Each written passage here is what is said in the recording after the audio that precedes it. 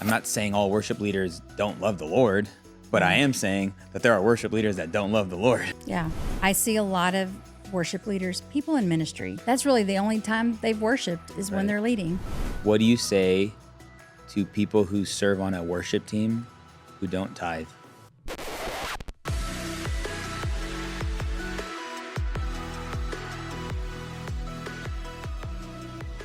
So did you know Kari Jobe and stuff? Yeah, she was my oversight pastor. So when I joined the team, Kari was my oversight pastor. Okay, so how long did you serve under Kari Jobe? Not very long, because then that's around the time she did her solo album, and then she moved to Nashville. And what's the biggest thing you took away from her leadership, even though it was just in a short time? Her love and her worship is pure. It always has been. I've just seen her in every type of situation in front of 10,000 women when we led worship at American Airlines. And she leads the same if it's 5 people or it's 10,000 people. Just a purity in her worship. It affected me in a powerful way, just to see how she didn't let the industry and all that taint her. Yeah. Because I've seen it taint a lot of people. Right. So, yeah. As someone who leads worship, how do you balance the tension or walk in the tension of leading in private yourself, but then having the gifts that people need in public? It's kind of like a tough thing to walk, I imagine, especially someone who maybe gets shoulder tapped to lead worship or is on the band or whatever. You're saying Kari was in a truest form, was she loved the Lord. I'm not saying all worship leaders don't love the Lord, but I am saying that there are worship leaders that don't love the Lord. Yeah. At what point do you platform purity and your relationship with the Lord? And at what point do you platform gifting and character or character? I think you need both. Yes. But I've always said character over talent every time. So you can teach skill, you can teach vocals, you can teach guitar. So people can grow in that. But if someone doesn't have a relationship with the Lord and they don't have godly character and they operate out of that, that's a lot harder to work with. And so I would always take someone that has the heart of worship, they have godly character, but maybe they don't have quite the skill level, that we can work with that. I would much rather have that person on a team than the person that's uber talented and you just feel that there's an ego there or there's entitlement there. And so I've actually had to deal with that. We're making that decision. But I believe, though, as a priest, that's what we are. We're bridges that connect people to the presence of God. We have a responsibility on the platform to be both people of character and skill. And so I always encourage people, you need to be growing in both. You're going to have people that are in different journeys, and that's where I'm always asking the Lord, is there a check with this person? Should I platform them or not? And the Holy Spirit knows everything about everything. So he always guides me in that. And sometimes there's been a person that didn't quite meet the expectation musically, but there's something on them. You can just see it and feel it. And something about their spirit that's I can work with them and develop them. Yep. And brought them on the team. And I'm so glad that I did. And then there's been other people that were so talented, but there was a check in my spirit. And I'm glad that I listened to that because there were just some things, some immaturity and some entitlement there. We need to be pursuing both skill and the spiritual maturity.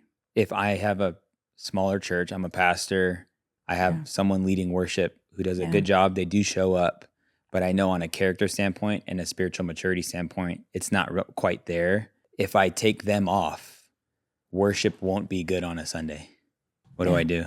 As pastors, part of our responsibility is to disciple. We need to lean into that. And if they're the only person we have, then we need to be pouring into them and walking alongside with them and mentoring them and giving them a chance to grow spiritually and in character. But if you don't see the growth and you don't see change, that's where I would find someone else on the team that maybe, again, doesn't have as much of the skill, but they have the heart, and invest and pour into them for sure. Yeah. I heard a story about a guy who he's a pastor in San Diego, who literally the worship team just wasn't doing it. And they were at a point where they didn't have a bench or whatever. He just said, you know what, we're going to play Hillsong DVDs for worship. Sorry, guys. And Yep. that's what they did for worship. Yep. It's kind of crazy. I have a friend that had a church launch in Denver, and they did the exact same thing. And they played videos. They played Gateway videos. They played Hillsong Elevation, and people still worshiped. Yeah. It's a culture that you build. So, Yes. you know, some people are like, well, we can't use tracks, or we can't. You can do anything and be creative, and the Lord will guide you in it, and people will still be able to worship. But it's all in how you approach it, and that you're intentional when you do it. I've led worship with just tracks. So it's the same thing with, like, you're talking about a worship leader, but a lot of times we have no drummer, we have no piano player, we need a full band, and we don't have anybody. I say, use tracks. And I've been able to put a set together with tracks and build it intentionally where it has space to breathe and all that. And people worshiped. Wow. And God showed up. But I think we sometimes feel like we have to have full band and all that. But I won't sacrifice the purity of worship, protecting the platform, just so we can have a full band. If you have a bunch of people on there that are not aligned, that they're there because it's a gig.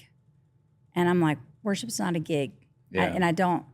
I don't like that posture. And I think it actually taints worship, and it taints the platform. So That's good. yeah. Because I think one of the biggest hurdles or obstacles with smaller churches is having healthy worship culture. Yeah.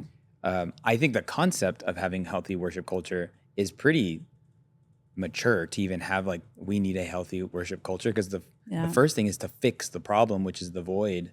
Yeah.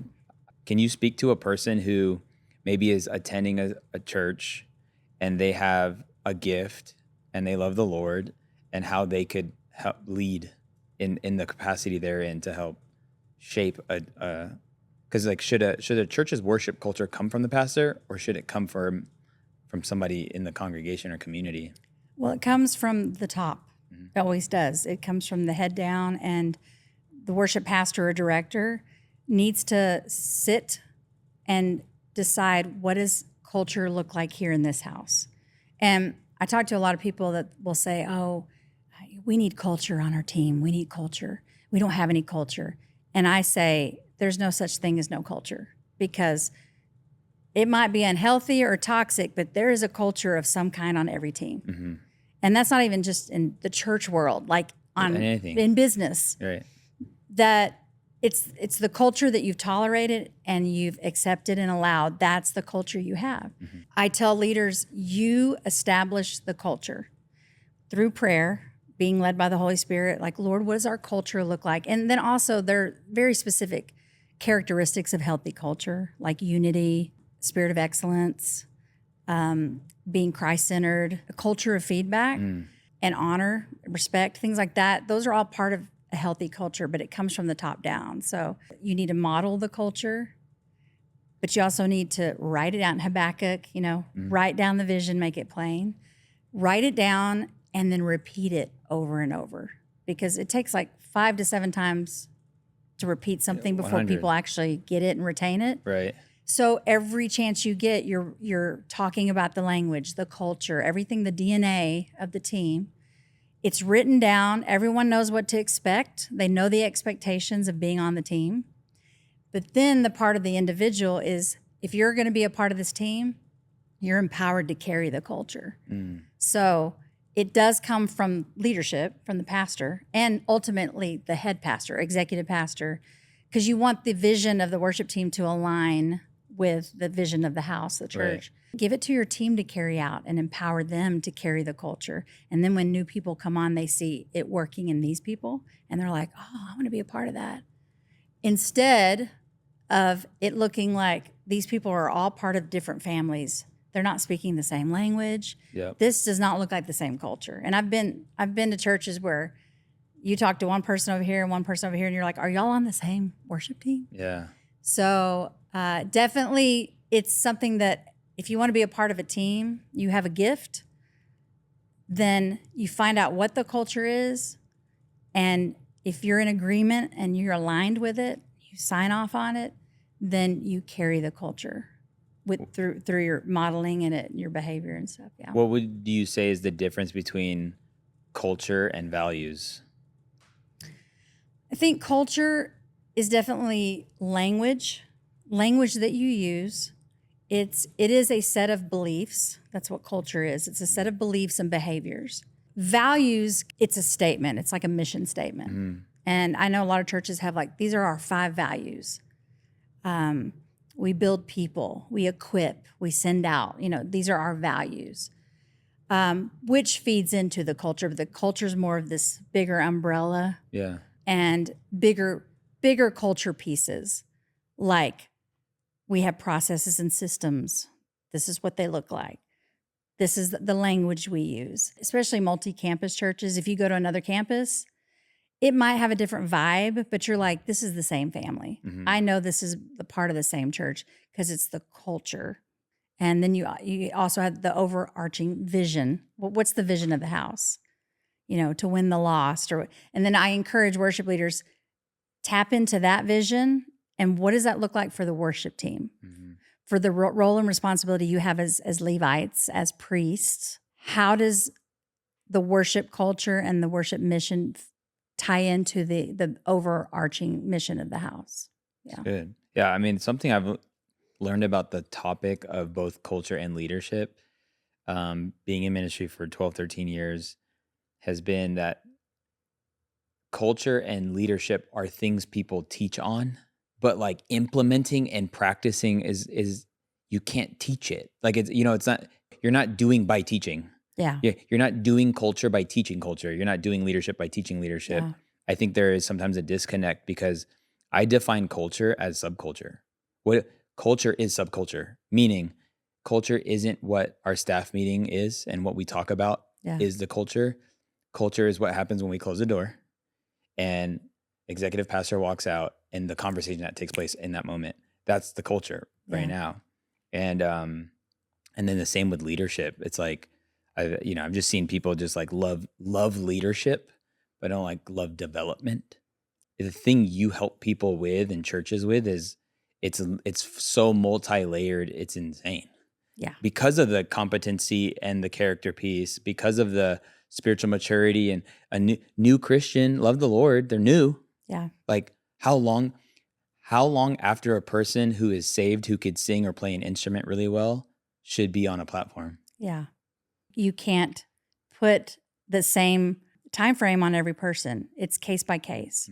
Some people have more self-awareness.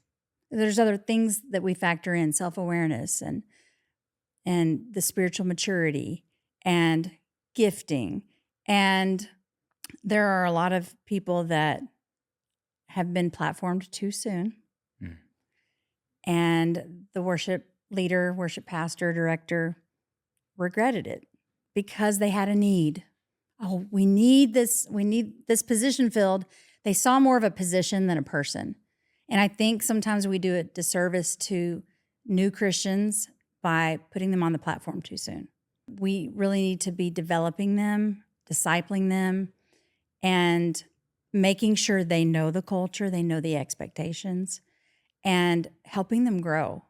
So many people, they want to kind of make excuses or exceptions for, oh, we need this, so let's just have so-and-so come on. And I see it in all size churches. And it's because they don't understand the spiritual weight of leading worship. And I think that's why I'm so passionate, because we can't play games with this. If you think about worship is almost half the service, usually. Yeah. Pastors preaching 30, 40 minutes, worship's 20, 25, 30 minutes. So we're on the platform as much as the pastor, and we are putting words in the mouth of the bride of Christ. We're declaring things over them. And I'm like, this has such a spiritual weight to it. And so we need to take ownership of that. If you feel called to worship ministry, that you take it serious. Mhm. And that doesn't disqualify you if you're a new Christian, but they need to understand the spiritual weight too. There's a spiritual maturity that has to be there, or you have to be growing, at least showing that you're growing in maturity, because when you're leading on a platform, there are going to be moments and things happening in the room, and you have to have a spiritual awareness and maturity to do Mhm. that. And I think a lot of new Christians they're still growing in that. So I Yeah. think as long as there's someone with them on the platform that can mentor them, coach them, someone they can watch do it, that's awesome. And then when you feel like they've had some time and you start seeing fruit, then you can release them. Mhm. Release them in maybe a midweek service to lead something. But I definitely think you can't say 6 months, because 6 months for this person, it's Yeah. going to be different. 6 months for this Yeah, person. no, that's good. There's a perception when you see somebody who's either talented, anointed, just killing it on a Sunday, but you never know what their Monday through Saturday looks like. Yeah. What you never know what their mornings look like. There's usually not a context for them to share that, and Yeah. so there's a lot of the times an assumption that whoever's up there must have a daily devotional life, and I think the question would be, what should life look like off platform if you lead worship? You have to be pursuing and cultivating a personal relationship with the Lord. I see a lot of worship leaders, people in ministry, who they substitute closeness with the Lord, they substitute that relationship with the Lord with I'm in ministry, I'm doing the work. Mhm. I'm showing up on Sunday, and that's really the only time they've worshiped is when Right. they're leading or maybe when they practiced.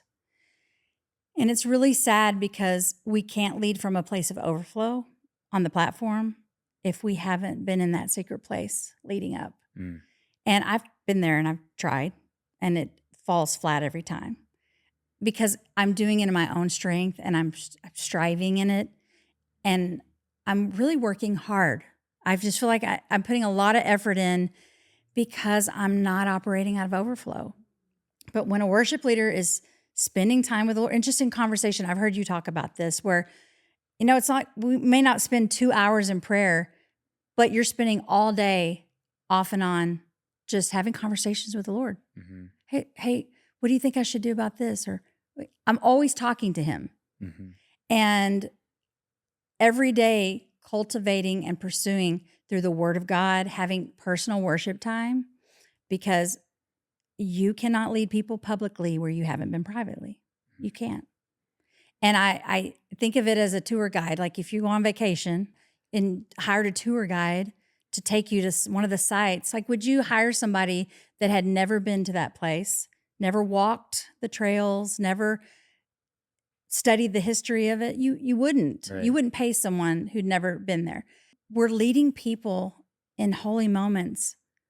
And if we haven't spent time with the Lord, like we're leading blindly. Like Mhm. we haven't been to those places. And so I encourage worship leaders, you cannot use ministry work and your title as a pastor or a worship leader as a substitute for having a relationship with the Lord. And sometimes people think that's the same thing. Yeah. Well, I'm in the ministry, but when you look at Monday through Friday, like they're walking around defeated. They're battling things that they should never battle if you're walking in the fullness of the Lord and have a relationship with Him. So I've learned that the hard way. And so I really make it a point to try to put an appointment with God on my calendar because I will keep an appointment. It's not quiet time anymore. It's an appointment with God, and He keeps it every time. Mm. I need to make sure I'm keeping that appointment and being filled up every day so that when I get on the platform, I'm leading from overflow. Yeah. That's good. Without that relationship with the Lord, you have no ministry. Mm. You have no ministry. So I take little pockets of time, even if it's just driving in the car, pockets of time when you drop your kids off or they're taking a nap, right? Every young child takes a nap at least up to a certain point. Taking those quiet moments just to give gratitude and thank the Lord. I turn on, worship music that's instrumental and I just pray in the car. So it's a matter of priority, and I feel like Every single person can find some minutes in the day. I say this about Sabbath too. People like, oh, I can't take a Sabbath. Yeah. I can't afford to take time off. And I'm like, you can't afford not to. Right. It's a part of obedience. And so you have to be intentional with it. I think if you just wait day after day, see when you're going to have time and then pray, you're never going to do it. So making it an appointment, looking at your calendar and saying, okay, even if it's 30 minutes, I'm going to worship the Lord, or I'm going to read some Psalms, something to fill yourself and feed yourself. Yep. That's what I love about the principle of time with the Lord. It, better is one day in his presence than 1,000 elsewhere, is that it's also better than 15 minutes than 24 hours somewhere else. Yeah. And God has a way by the power of the Holy Spirit to accelerate time Absolutely. and intimacy. Yeah. Even though it's just 10 or 15 or 5 minutes. We think it does have to be separated sometimes when it can be and should be ongoing. Like, why Absolutely. not, while you take the kids to school, let's pray Together. together. Yes. Or listen to worship music instead of whatever else. Like, I felt convicted because Russell, our 1.5-year-old, or Yeah. he's turn 2 soon. He knows the first words out of his mouth was like E-I-E-I-O. I'm like, dang it. It should be gratitude. The B-I-B-L-E. Yeah, something. Yeah. But they're moldable too. And then when they watch, that's one of my favorite things is when they wake up, or Ruby wakes up and then she sees an open Bible. Yeah. Those are moments that are implanted too. And that's when you say, can't afford not to. I can't afford for Ruby to not see her parents do Right. those things. It's legacy. Yeah. You're leaving legacy, and you're showing them what it looks like to have a real, authentic relationship with the Lord. It's not going to look the same for everybody, but yeah, it should be a part of our lifestyle. Yeah. Everywhere we go, and you're right. People think it has to be compartmentalized over here, and it's all day conversation with the Lord. I don't know if it was Wigglesworth. Somebody says, I know what you're talking about. 5 minutes a day, but I never go 5 minutes without praying. Yeah. Something like that. Yeah. Don't put that No, on yeah. there. It's like, Cut that out of the podcast.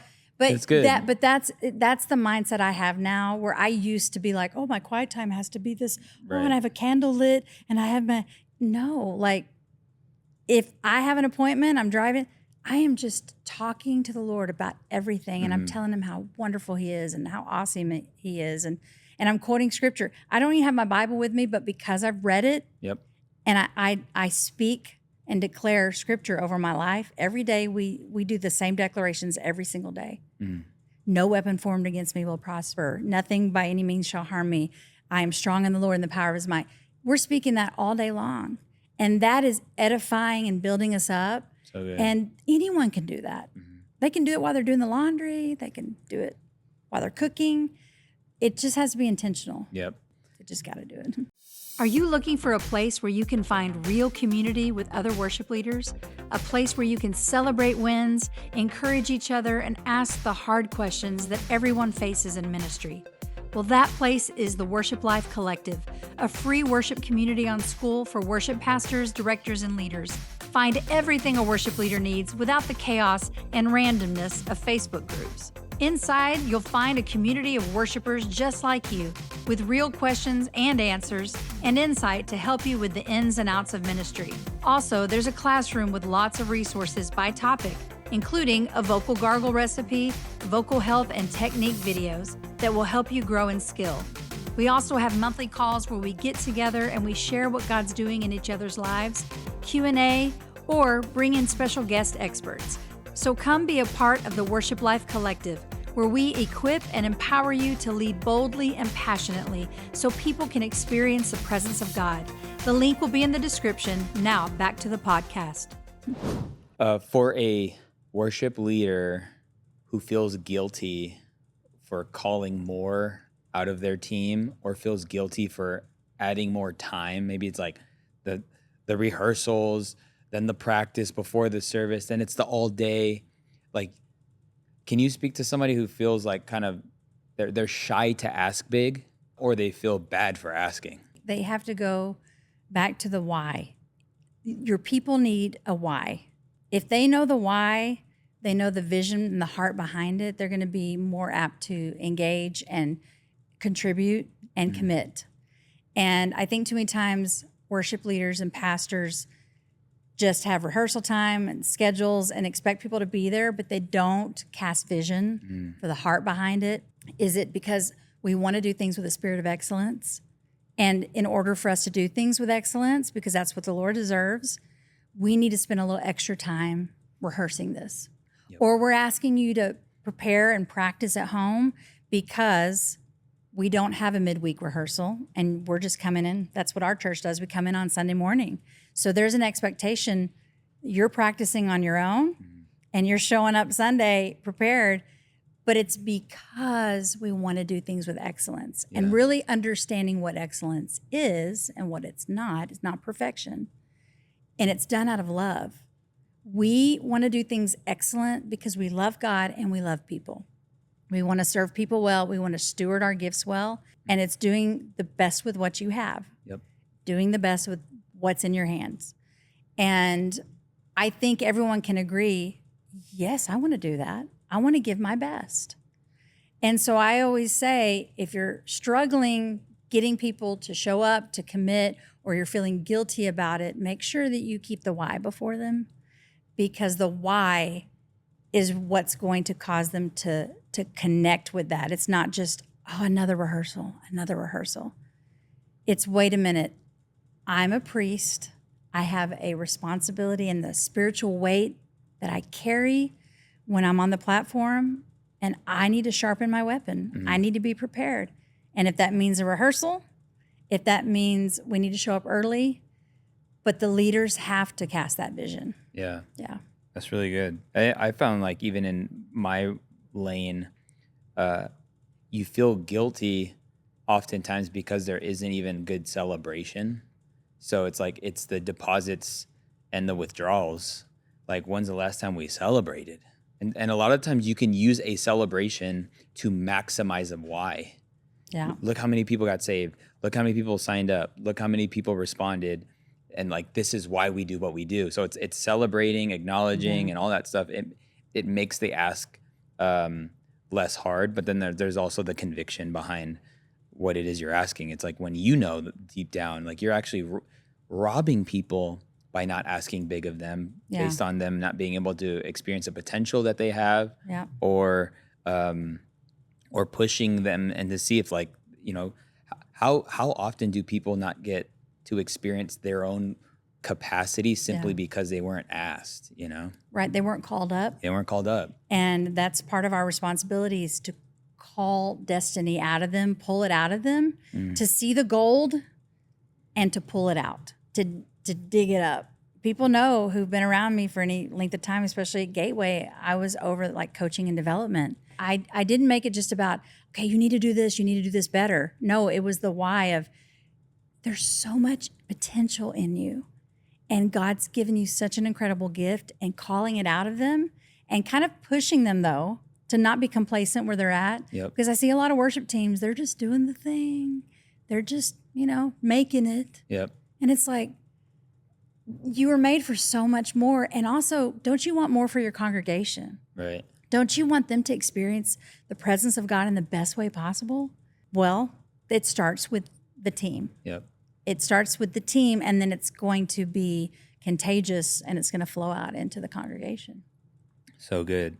This is really cool that it's, if someone visited your church for the first time, what do you hope people would feel from your team before they even hear a song? Sometimes it's as simple as a smile. So I can't tell you how many people have walked in, countdown videos going, we haven't sung anything. And I just see someone that I don't know, and I just give them a smile, and their face lights up. They don't know me, but they might have needed that in that moment. We have no idea what they're bringing in, where they're at, and just smiling, having joy on our faces. That's why I talk a lot about our expression, our platform presence. Like, if we're singing about joy, we should look joyful. But even before we even start the song, we should have the joy on our face. And I would say, I would want people to walk away and say, that team is authentic, and they're passionate, and they love Jesus. There's no question about it.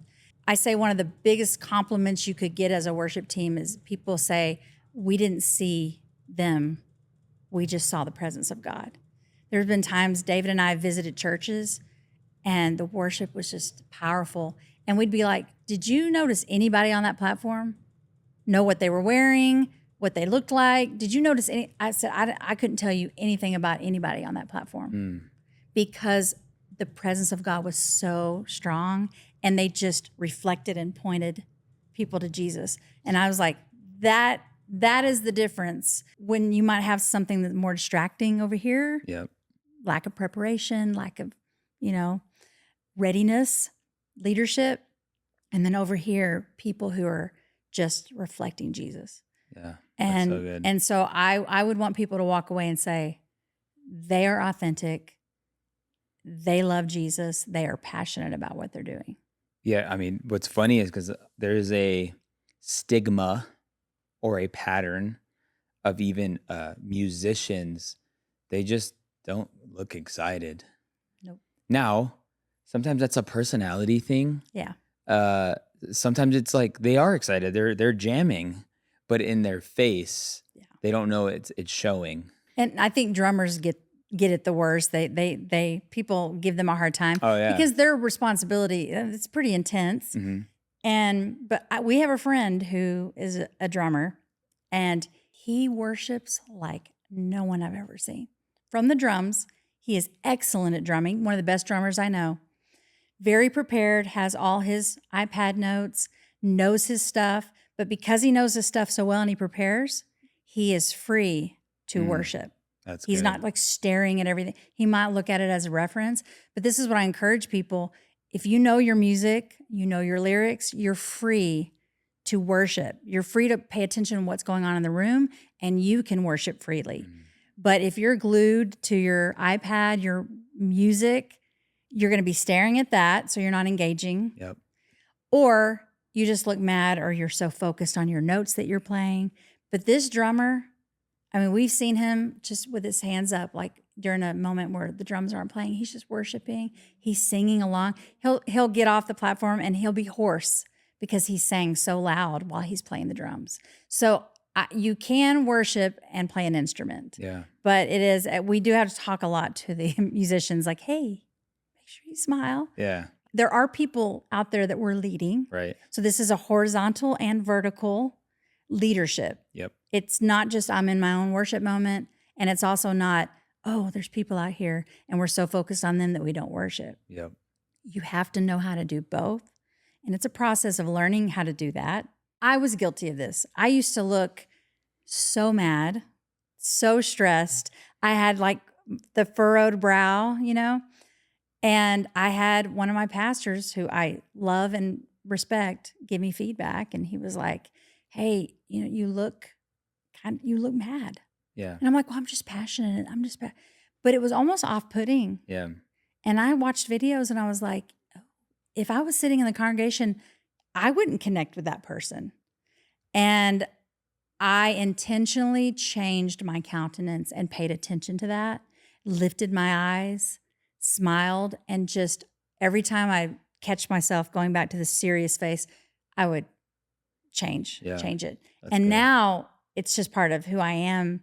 I smile a lot more when I sing, and I feel like that makes me more approachable. People will connect with me more as I'm leading worship. Musicians can do the same thing. Yeah, that's good. It's similar. It's the same in preaching. Like if I don't get the sermon on my heart, or if it's not even coming from that place, or I don't embody the message, then I'm glued to the notes. It's harder to connect. You're not allowing the Holy Spirit to do the most. God will still honor the word, and people will Right. still get a word, and it's fine. But it is very similar in that it's like get the scriptures in your heart. They should be in your heart, and then it's different when it's communicated, and you can do it more freely. How do you lead yourself well when you know that your leader isn't leading well? I think a lot of people are real good at leading their families well, leading others well, but they're like, I don't even know, how do I lead myself well? And part of that is a self-awareness. Are there any blind spots in my life? What am I bringing to the table? Am I bringing something of value? Am I adding to the team? Am I adding to the worship experience? Or am I taking something away? Whether that's not being prepared, not skilling up so that I am playing and singing strong and with excellence. Is it because spiritually, like I haven't spent time with the Lord, or actually I've got some things from the past that I haven't dealt with, and I'm kind of bringing that in? I've done that as a team member, brought in my emotions and brought in my junk. I'm not saying don't be vulnerable, and this is family, and you should feel you can come and share, but there's a spiritual maturity piece of coming in, and if you want to be a leader, you need to know how to not let your emotions take over, and you need to know how to walk in pursuing healing from things from the past. I mean, when healing's been made available to us, there's no reason we should be staying in the places of the past, in wounds and hurts, and so that's part of leading yourself well. Many years I did not pay attention to those blind spots. I didn't pay attention to the things I was bringing into the team, and it will leak out onto the team. It will leak out onto the people around you if you don't deal with the stuff inside. Yep. And especially if you want to be a leader someday too, like healthy leaders will help build healthy teams. It starts with the leader. If the leader's unhealthy, team's going to be unhealthy. I was a single mom for 17 years. It was a lot of wilderness moments, a lot of valley experiences. And a lot of times I would just sit and set up camp in the valley. And instead of, though I walk through the valley, I'm just going to set up camp here and just live here. And I operated and led out of that place, and it was not good. It was not healthy. And when I finally got some healing in my life from some things with my dad, and reconciled that relationship with my dad and some things that were really hindering my leadership, just the floodgates opened. And I was a different person walking in it with a different identity, and it was powerful. And so I encourage all leaders to pay attention to how they're leading themselves well first before they lead others. And that's team members as well. The number one pursuit of every leader, whether it's a worship leader or a pastor or whatever, if the number one pursuit of every leader is the pursuit of healing. Yeah. Because if you're not healed, you'll just bleed. Yes. And I think if you're in any organization or ministry long enough, you see that. Yeah. But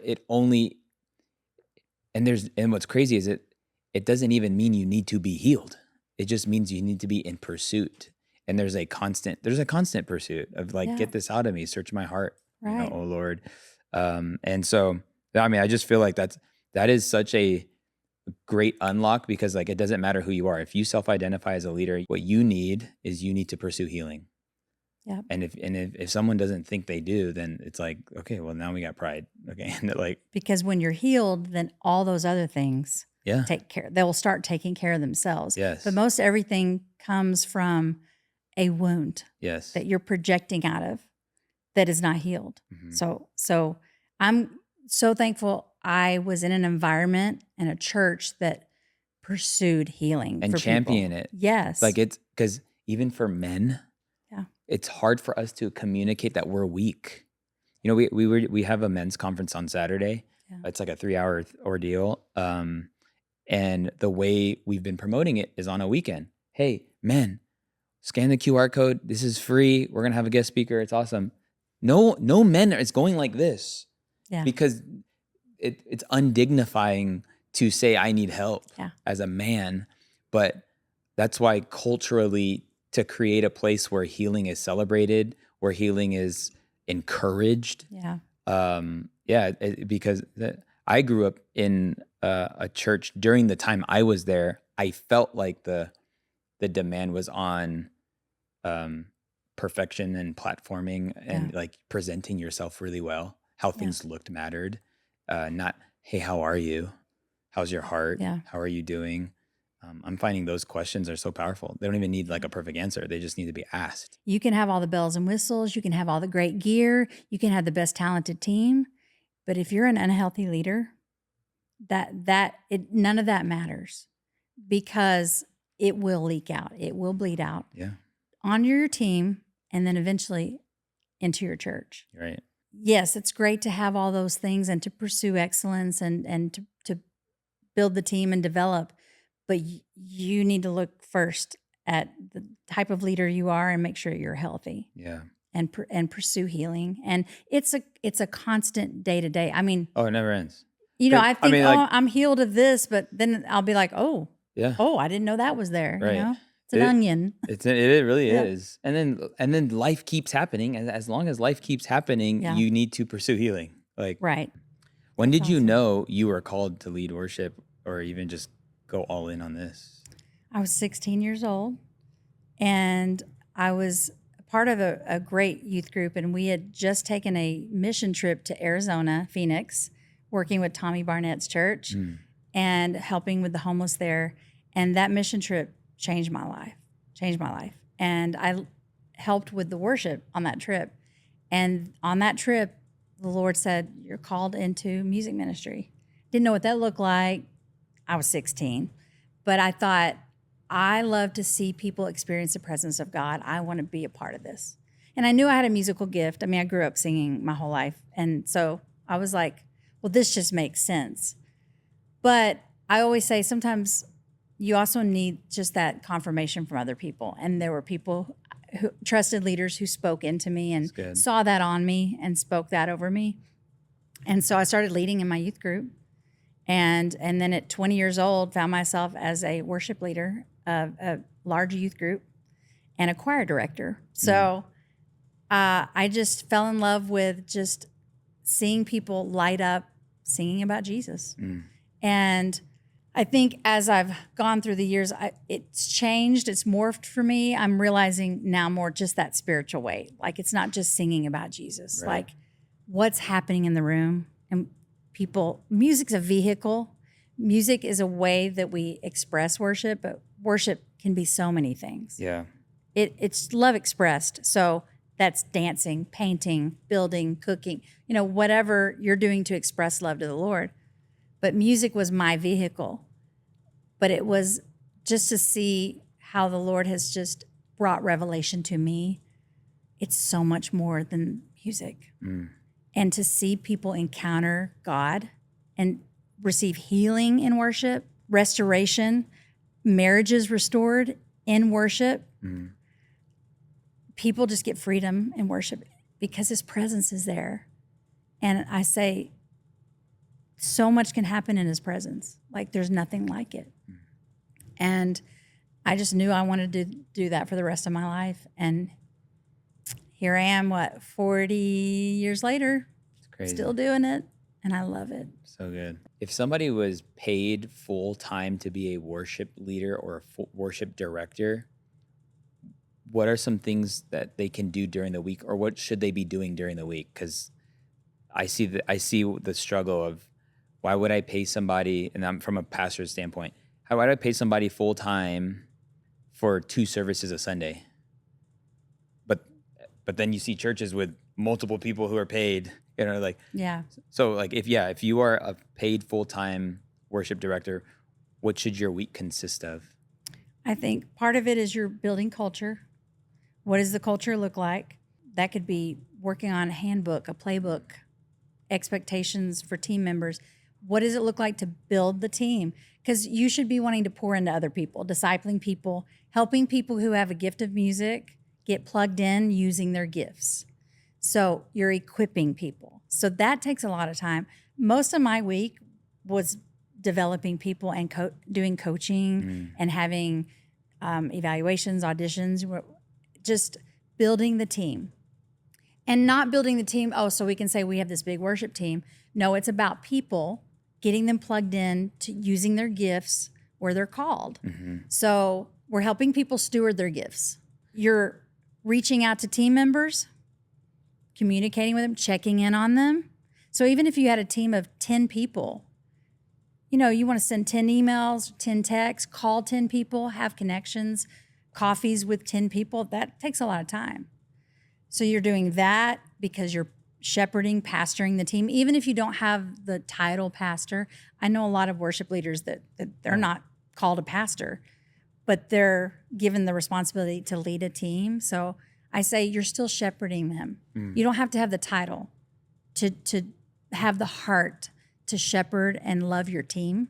So care for your team, build some processes and systems, because you can have this great vision for a worship team, but if there are no processes and systems and structure in place, I say it's like a car that looks really nice, like your car out there. It looks really nice. But if it didn't have an engine in it, it's not going anywhere, right? It looks really good, but it's not going anywhere. Right. So if you have vision and no structure, no processes, that's what it's like. It's not going to go anywhere. The vision's not going to go anywhere if you don't have that. Yep. So those take time. It takes a long time to figure out processes for how to have evaluations and auditions, how to have development, how to have gatherings for your team. It's a lot of admin work. Yeah. And I don't think a lot of people realize how much admin work. Yeah. You're scheduling people. That takes time. For every ministry in the church that wants to have worship, which is the women's ministry, the men's breakfast, all these things on the church calendar, they want worship. They usually want worship of some kind. So you're having to schedule your team members. Yeah. You're having to build a team. So that's your Monday through Friday. Connecting with team members and doing a lot of admin work. Yeah. That if you don't have that piece, Sundays are going to feel very chaotic and wonky and not intentional because there's no structure behind it. I'm going to FaceTime somebody. I'm doing a workshop this weekend. Tomorrow and Saturday. And somebody that came, she's like a worship team, like coach consultant and all those things, You came to mind. What is your current biggest obstacle, or what is a question you have somebody who's been leading worship professionally at some of the biggest churches in the country? This is Amber. Amber, this is JR. Hi. Good. It's nice to meet you. I know you're just chilling. I've seen him lead worship. How crazy, dude! I was talking about you to Kyle last night, and it's insane. Yeah, I follow him. He had 600,000 followers or subscribers on YouTube, just being in the world, radically saved in 2019, supernaturally called to lead worship, using his gifts for worship, and finding the perfect tension of leading people, excellence, the technicality, not over singing. There's just so much insight he has and how it's been sanctified and how he uses it. But then even more so, bro's leading prayer meetings and it's crazy. So anyway, that's awesome. That's JR. That's awesome. Love you. But anyway, no, just this is free game right now. So City Light at some point next year will launch a second campus, and the worship team needs to double. But the excellence of how it is in the room right now, in the one room we have as a church, is A1. How do you double a worship team and maintain the level of excellence in under 6 months? Ooh. That's a great question there. That was it, Omar. Okay. That is. And I have a very super spiritual answer. You pray him in. You pray him in. That's the first thing. Because I've seen it happen where people were in cities where they're like, okay, we've exhausted everything. We've had evaluations and auditions and interest meetings, and people they're not interested. It's like, pray them in, because if God's called you to start this campus, he's going to provide what you need for this worship team, and will bring them in from the craziest places. And they did. I saw this happen at a church. People moving there. They felt like they were called to move there for this church. Just these crazy stories. So that's the first thing. Also, in empowering your team, especially those that high-level musicians, leaders that they have a desire to coach and mentor maybe some younger ones coming up, and start thinking of some development and coaching nights that you possibly could have where you're really throwing out some interest to build the worship team. Those of you who are interested in worship, having either an interest meeting in your membership class. I don't know if y'all do this, but have worship representatives in your membership class, have a ministry fair, have things to really put it out there that, hey, do you have a gift for music? We're building our teams. And then everything that we would talk about in those meetings, we're talking about the spirit of excellence and why we have a spirit of excellence. We're talking about culture, talking about our DNA. And they get excited because I always say excellence breeds excellence. So when you have an excellent team already, which you do, that's going to draw and attract excellence. So I even put it on social media like, hey, are you interested in worship? We're building the team. We're having a new campus launch. Just getting it out there, casting the net out there so that people can come and evaluate, send videos, however y'all do that. Dude, JR, this is really cool. Something just the word they use instead of audition is evaluations. Just because of the way you think about that word is like a performance or whatever, but evaluation, it's like it's more we're gonna serve you and evaluate your gift and how you can get better, and it's less intimidating too. Yeah, it's not like just a yes or a no. Auditions is like a yes or no. Evaluation is we're evaluating your craft, your skill, and then we're giving them very specific feedback. Really cool. And we're giving them resources and we're walking them through the process. If they're not ready, then we're resourcing them. The last thing I'll ask is like, in so many ways, music yields a creative person. And when you're usually speaking to somebody's craft, they tend to take it personal. Yeah. So how do you tactfully help somebody with their creative craft in any capacity and do it in a way that doesn't seem critical, but is more about empowerment and the better growth of the skill itself? Yeah. And I think that's part of that difference of excellence and perfection, because when people feel like they have to perform or they're leaning into perfection, like that's kind of something that they tend to have a bend towards, of whether that's how they grew up, they just feel the pressure to be perfect. Any feedback's going to feel like a personal attack. It just does. And I know this from experience because I used to cringe when somebody would say, I have some feedback for you. I'd be like, ooh. I did not like feedback. I didn't want feedback. I didn't ask for feedback. And I see that now with a lot of worship leaders coming up.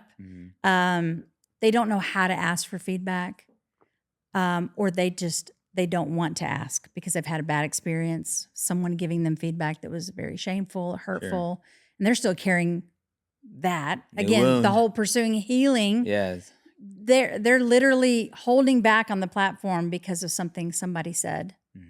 And I usually can spot it a mile away and I can unpack it and I can be like, somebody said something to you, didn't they? And you took it personally. And they were like, yeah. And they said, I move too much. And so now I don't move at all, like whatever. And I have to like start undoing all that and get to the heart of like who God's created you to be and to be authentically you. And so I think for them to understand what excellence is, I'm not asking you to be perfect. God deserves an excellent offering. And again, because what we're doing has such a spiritual weight to it, we need to go into spiritual warfare with sharpened weapons. And so that means our skills need to be sharpened. We're not going into battle with dull instruments and weapons. So our voices, our playing skills, they need to be up there. This has nothing to do with whether the church is expecting you to have that.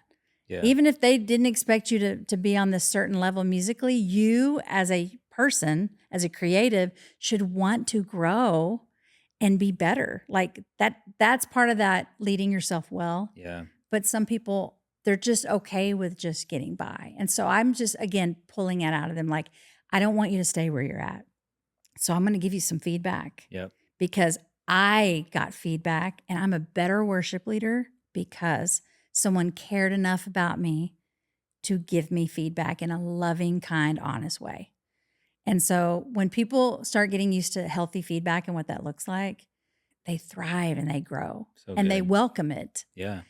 You have to kind of unpack where they've been because a lot of it hasn't been healthy. And so anytime someone takes it as a personal attack, I already know they've got a bad experience. That I need to kind of, let's get to that and let me put some truth now into that. Let's get rid of the lie that you believed from the enemy about your voice or about your platform presence or the way you carry yourself or your playing, because it's very personal, especially vocals. Sure. It's not like a guitar. It's literally your mouth. It is. Yeah. That's your instrument. Yeah. And if someone tells you, you just can't cut it, or I had a friend that was told, you'll never be a worship leader.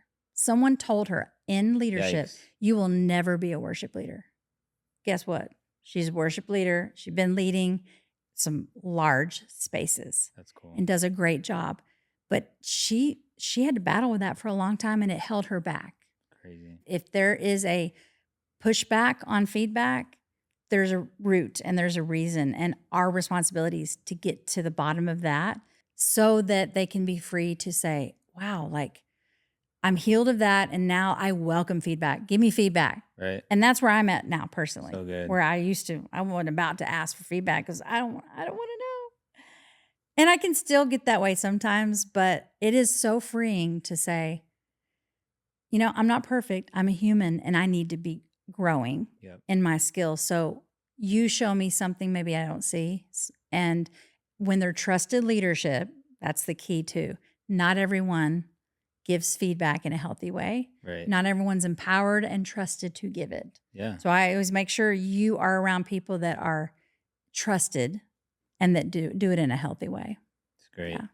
What do you say to people who serve on a worship team who don't tithe? If you want to be a part of the house and you belong to the house and you don't feel that you need to be obedient in the tithe and offering what the Lord has asked us to do, I think it's a heart issue of being surrendered and submitted to the house, and most importantly to God. Again, it is a position of leadership.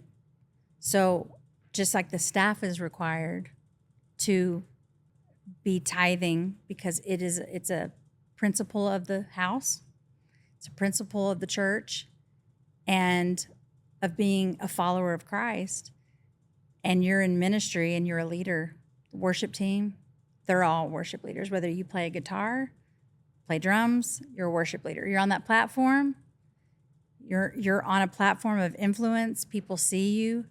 They know you're a leader. Mm-hmm. And you should have the heart of the house if you're a leader. And part of having the heart of the house is tithing.